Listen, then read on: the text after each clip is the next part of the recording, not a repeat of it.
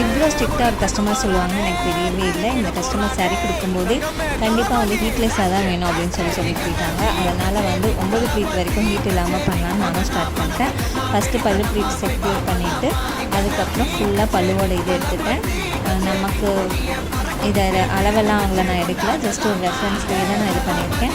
So ரெஃபரன்ஸில் இதை எடுத்து நம்ம கம்ப்ளீட் பண்ணுறது வந்து ட்ரேப் பண்ணால் எப்படி இருக்குன்னு பார்க்குறதுக்கு மறக்காமல் என் சேனலை சப்ஸ்கிரைப் பண்ணிக்கோங்க. நாளைக்கு எப்படி இருக்குன்னு ட்ரேப் பண்ணி காட்டுறேன் கஸ்டமருக்கு.